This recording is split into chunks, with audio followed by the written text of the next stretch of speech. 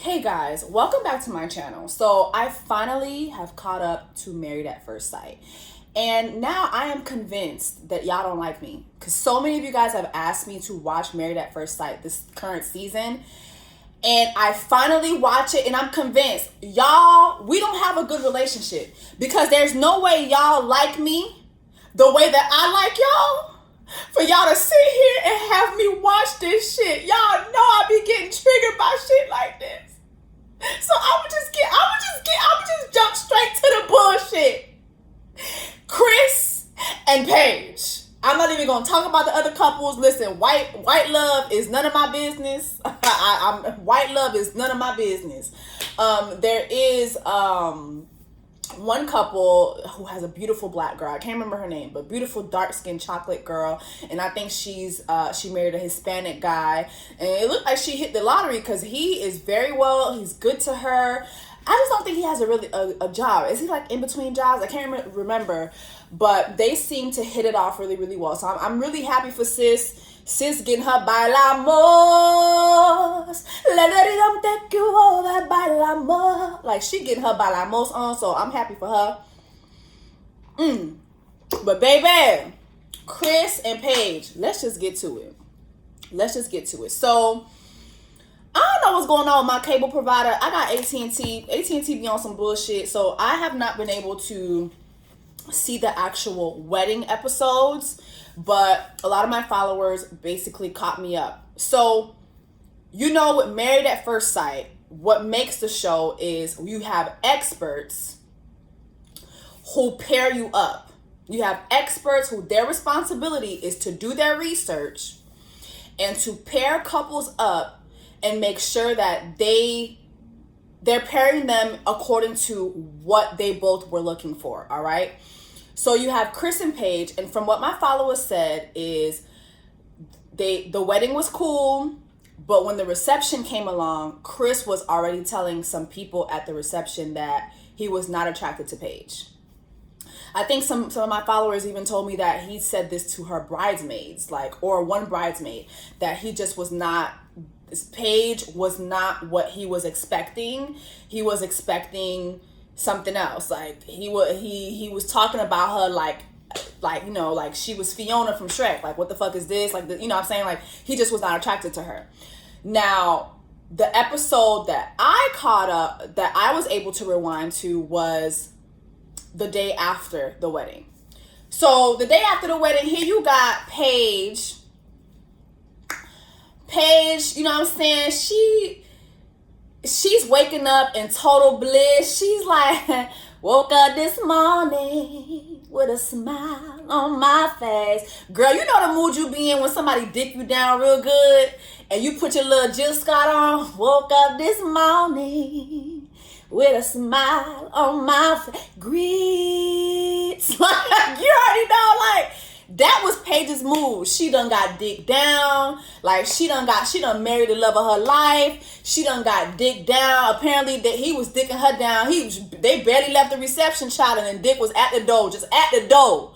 The dick was at the door, waiting on her ass. Grease. Dicking her down all through the night, late into the midnight hour. Getting up in the morning, she had that morning dick. And she was ready for breakfast. She said, well, child, you done dick me down, honey. I'm hungry now. I done worked up all this stamina, my metabolism done shot up. I'm hungry. Get a bitch some breakfast. So Chris goes and gets Paige breakfast. He gets missing. Like, literally, he leaves to go get breakfast. Like, I want to say 9 o'clock. It is now 1 p.m. And he still hasn't returned with her breakfast. Like, where's my McGriddle and my hush, my mash, my what you call it? What they be serving down to the Donald's? McGriddles and my hash browns. Like, what the fuck? And my orange juice. Like, what the fuck? Like, it don't take 5 hours for you to get breakfast. Like, what's going on? So you have Chris who comes back after. First of all, you got Chris coming back with no breakfast. Like, I was like, what the? So hold on. So you get missing for 5 hours. The least you could do is return with 2 eggs and a bacon, something, bitch. Like, how the fuck you get missing for all them hours and I still don't get my breakfast? Like, what is the tea? So you have Chris that comes back. Child, let me pull out my notes because I got a lot to say about this shit. So you have Chris that comes back and he literally tells her, you know, I just have something to tell you. Like, you know, I had to get missing for a little bit. Like, this really it hit me hard. I don't know how to tell you this, but, you know, I'm not attracted to you. Paige is confused. Shit, I'm confused watching it.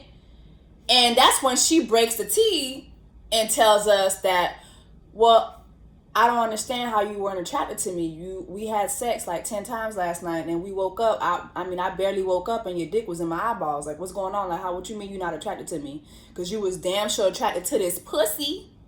So what? You was attracted to these guts?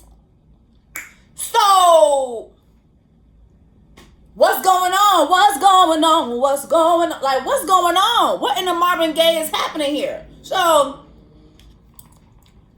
she's in distress. You know what I'm saying? Imagine you get married.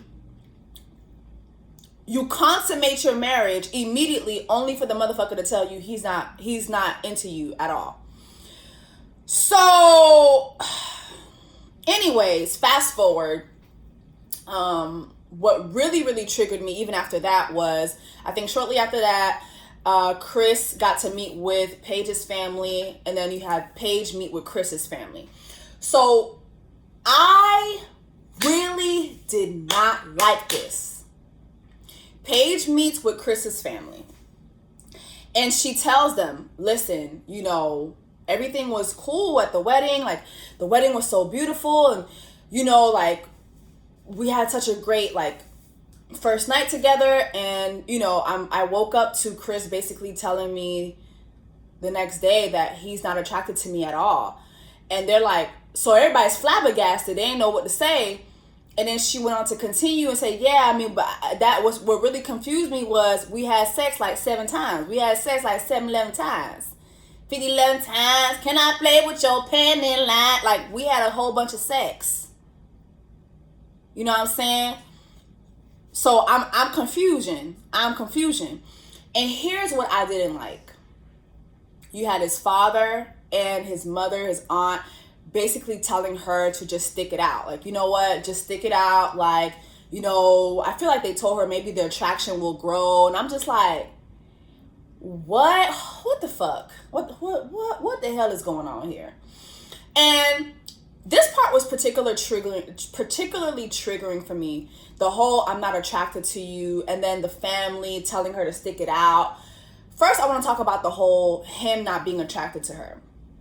I am willing to bet my wig that if Paige looked different, if Paige was a lighter skinned girl, if Paige was on the more manufactured looking side, and I mean, if she had like the fake body, the fake, you know what I'm saying? Like, if she looked more like an IG model, I feel like he would have been attracted to her. And the reason why I feel like that is every time I watch these dating shows, girls who look like me go through this. Like, they literally go through the same thing with a black guy. I really don't understand that. It's like, why are you men so unattracted to women who look like your mothers? I feel like I've said this before on here, on my channel. It's, y'all not embarrassed? It's embarrassing. It's embarrassing to me, my homegirls, my ancestors. Like, y'all not embarrassed?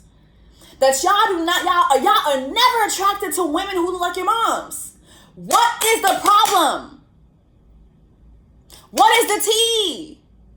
Why do y'all hate yourselves so damn much? Like, it's really at this point. Anyway, so at this point I'm ready to punch Chris in the throat, and I'm ready to punch his daddy in the throat too, because he kept telling her to just stick it out. So fast forward, the couples go on a honeymoon, and I think I'm just I feel like I'm skipping a lot of things because I don't really care. Again, I don't really care about the white couples. Like, white love is none of my business.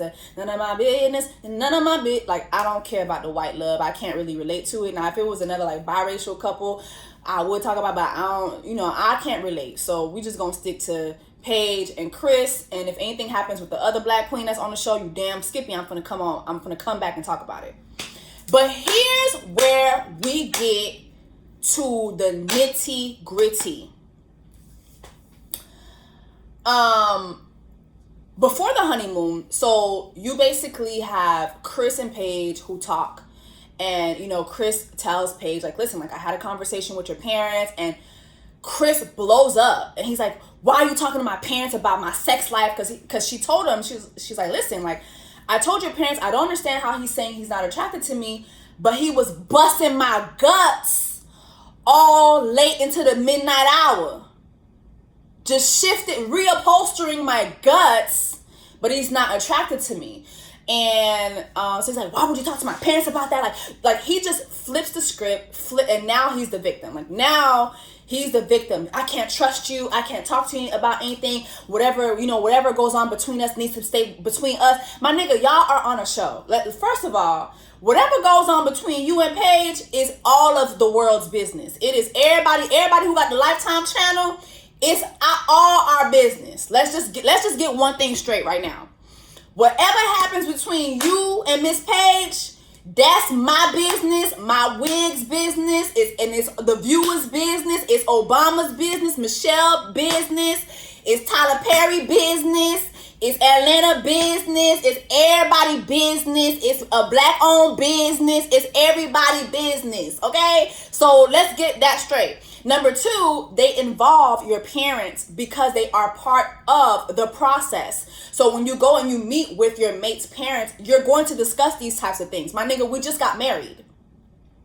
And you're hitting me with this bombshell that you're not attracted to me. So how you going to tell me not to talk to your parents about this? So anyway, so that's that. So he basically flips the script on her. So she's like, listen, I got to take a breather, child. I'm finna go get my hair did. I can't. She goes and gets her hair done. She comes back, and Chris seems to turn over a new leaf. And he's like, you know what? I'm sorry. I was really out of character earlier. I had a bad attitude with you. What I said was wrong. Like, I really want to make this work.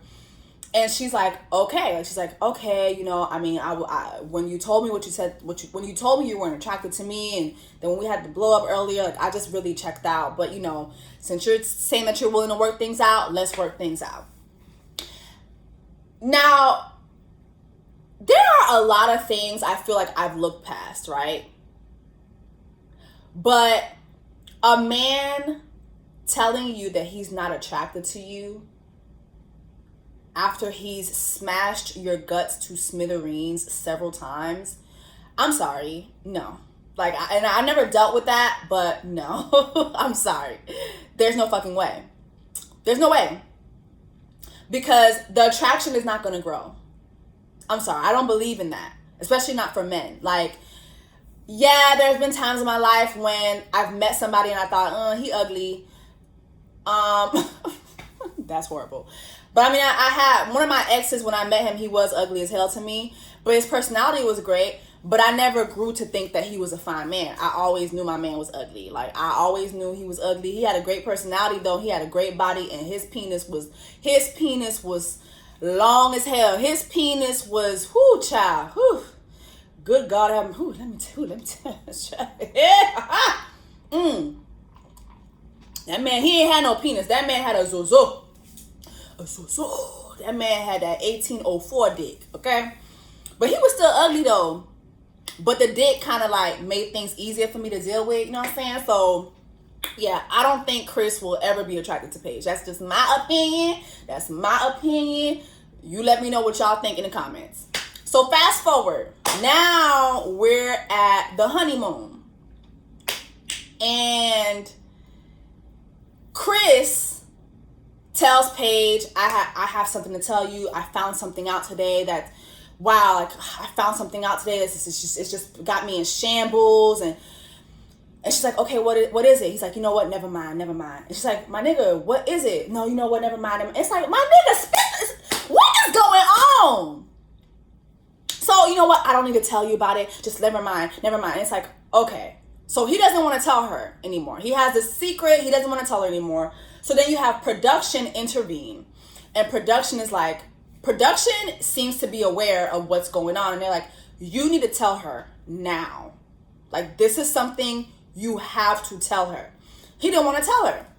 Make a long story short, Chris grabs Paige, takes her into the bathroom, tells her to take her microphone off, turns on the water fountain, the water faucet, turns on the bathtub, has the water running, so you know us on the outside we can hardly hear what's going on. Next thing you know, he just comes out. Like, he basically tells her the tea, and he comes out. What's the tea? His ex is pregnant. Now,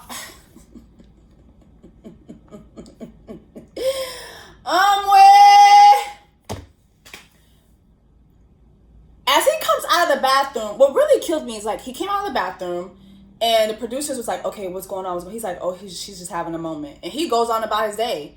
Ain't no consoling her. Ain't no they're not in there for a while trying to hash it out. He just tells her, and he goes on about his business. And that was mind-boggling to me. It's just like, what in the... So, long story short, I guess I missed out on this because I didn't see the first episode. But basically, Chris had already told Paige that he was engaged prior to being set up with her. So she already understood that there was somebody in his life, you know. But to me, it's like, wasn't that a little alarming to you? Like, so this man was engaged, like, shortly before coming onto this experience. Like, you don't just break off an engagement and then that's it, and then you go get married to somebody else just like that. And y'all are 27. Like, y'all are young as hell. Like, that's not how shit works. You know what I'm saying? Like, what is this? This is not normal. This is not how things should go. And so basically they kind of hash that out again. And I guess they go to dinner and they talk about it, because once he told Paige that news, she was ready to leave. She told one of the other girls that was there, she's like, you know, I'm ready to pack my things and leave. And I was like, yes, girl. Do you need help packing? Where is the Married at First Sight address? Do you need me to come down to Vegas, girl? Vegas trips is only $10 right now, and I got plenty of points. I will come through and help you pack your shit, and get the fuck out, because this marriage ain't going nowhere. But her and Chris end up going to dinner. And Chris basically asked her, well, first of all, they get to dinner, and Chris is like, so what do you want to talk about? And she's like, I'll let you lead the conversation. And he's like, I said all I had to say. I'm sorry. Where is the empathy?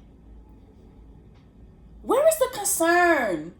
Like, my nigga, you didn't just tell me that your puppies got a baby on the way. Bitch, you just told me you got a baby on the way. She said it's your child, and it really messed me up. Like, I need you to, where is the empathy, bitch? Where's the concern, my nigga? So, Paige had to basically say, listen, if this was decision day, I would have left. I would really leave. But then you have Chris, who does a total 180, which seems very, very weird to me. And if I keep looking down, like, I'm looking at my notes. He tells Paige that Paige, being his wife, will come before his child and the mother of his and the mother and his ex-fiance. Like, she will come before that. And then now you have, so he tells her this, and then now you have Paige saying, well, you know what, in my last relationship, you know, my ex did have a child, so I did play the stepmother role, so, you know, I'm very familiar with this. And then you have Chris like, okay, so I mean, like, what, have you given a thought to being a stepmama? Like, how do you feel about that? And he's like, yeah, you know, like, I could see myself playing, and I'm just watching this shit like, what the fuck is going? Am I watching WandaVision or some shit? Is this like what is this? Is Gorilla Glue responsible for this shit? Like, what am I watching? This is insane. Like, she's really like, yeah, you know what? Like, I could see myself being a stepmom. Girl, this man is still fucking his ex-fiance. Please understand. Like, there was a moment where she basically asked him, she's like, listen, does your ex feel like there's any chance of you guys getting back together? And he was like, no. He's lying. He is lying to you. He's lying to you. And here's how he's lying. She is 6 weeks pregnant. She is 6 weeks pregnant. And even at the dinner table, he told you, he was like, you know, me and her weren't on good terms, but we were still having sex. So this man literally, he will have sex with you, who he's not attracted to. He will have sex with his ex, who he's not on good terms with. Like, this man does not have any boundaries. The man has no boundaries. The man has no sense of what right and wrong. Like, he just does what he feels. His dick is public property. His dick is public property. Like, there's no telling who else he fucking that he not attracted to or he ain't on good terms with. Like, this is not a man who makes good decisions while rationing his penis. You know what I'm saying? Like, there's no standards for this man. Why are you trying to imagine yourself working things out with him? Here's what really killed me. Is she was saying, you know what, I believe in God, like, and she kept saying this throughout the show too. I believe in God, I believe this is all God's work. Like, I'm not the one writing my own story, and you know, God is writing my story. And I'm like, I'm sorry, girl, what God is you talking about? It can't be the God of Abraham. It can't be the God of Isaac. It can't be the God of Moses. It can't be the God who gives us free will. God literally gives you free will. Faith without works is dead. Yes, you must have faith, but you also must do the work. And part of doing the work is realizing when it's some bullshit in front of you. Don't put this on God, girl. God is writing my story. In what language is he writing the story? Because obviously you're not understanding what the story is. God is making it plain for your ass. Like, God is like, he's giving you sign after sign after sign that these experts did not do their job. First of all, these experts, ain't no way y'all are experts. There's no way. How did you not know this man had a baby on the way? How did you not? There's no way. There's no way you thought someone who just got out of an engagement is ready to be paired up to another person. There is no way. No way. So then she continues with this whole God thing. And this is what really killed me, child. Lord. She said, God doesn't give us, she's like, God doesn't give us anything that we can't bear. And you know what? This is so triggering to me. I really, for whatever the reason, Black women and Christianity, the whole thing where Black women identify misery and being mistreated in relationships as a sign of the trials and tribulations you must go through for love. I really want us to be free of that. And especially Black women. Like, the Black church, I feel, is very much responsible for Black women just believing that we have to be miserable. That we have, like, God's will for our life is always attached to misery for Black women, especially when it comes to love. And I really want us to be free. I want those shackles broken from our feet and our hands. God never intended for this. I know the plans I have for you, plans to prosper you. Like, God, the Bible says, like, God wants us to live abundant lives. Yes, there will be trials. Yes, there will be things that come our way. But out the gate, just out the gate, you're in misery, just out the gate. That's not the Lord's work. What God are you talking about? Not my God. What Jesus are you talking about? It can't be Jesus the Christ. It's got to be Jesus. It's got to be Jesus Fernandez. It can't be Jesus the Christ. It can't be Jesus Devontae Christ. It's got to be Jesus Fernandez. Okay? It cannot be Jesus. I'm sorry. It don't make no sense. It doesn't make no sense. This is very triggering for me. And I feel a lot of it is because women like Paige have been fed misogynistic Christianity. Like a lot of Black women like Paige have been fed misogynistic Christianity. Like, when you really do your research instead of just listening to these bald-headed ass preachers that get on the stage every Sunday and down talk women and chastise women every chance they get, you'll realize that Jesus was a whole feminist. Look at the woman at the well. Turn your Bibles to the woman at the well. I don't remember what book it is. God is still working on me. I'm running at 85% Christianity right now. But let's go ahead and just find that. Turn your Bible app on and get to the story of the woman at the well. Everybody in that town wanted to stone her for sleeping with somebody's husband, I think, or just for sleeping with people. And Jesus was like, hold on, which one of y'all? Which one of y'all? Which one of y'all are without sin? If you are without sin, cast the first stone. If you not, mind your business and get the fuck out her face. Now, of course, he didn't use the F word. He didn't say all that. That's me paraphrasing. But I really believe that Jesus was like, man, if y'all get the fuck on. First of all, who was she fucking? Who was she fucking? She was fucking all y'all. All y'all was getting y'all dicks up. All y'all was getting y'all dick wet. All y'all was fucking. So who are y'all to try to stone her? Jesus was a whole feminist. Jesus did not believe in women suffering at the hands of men. I'm sorry. That's my Jesus. I don't know what Jesus y'all serving, but that's my Jesus. He didn't intend for me to be in misery for the sake of love. And I really hope Paige realizes that before it's too late. Now, they showed a preview for next week, and in the preview, basically, you got Chris telling her, you know what, I'm thinking about just going back to my ex and being a family with my son. Of course he is. I'm not surprised. This boy don't know what the hell he want, and he doesn't want you. He doesn't know what he want, but I can guarantee he does not want Paige. He does not want you, sis.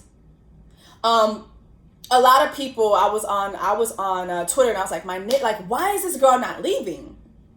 What else do you need? Like, do you need like God to come down and strike you down? Like, do you need like an angel to appear to you, just like an angel did to Mary? Like, what do you need for you to be like, okay, it's time for me to roll out?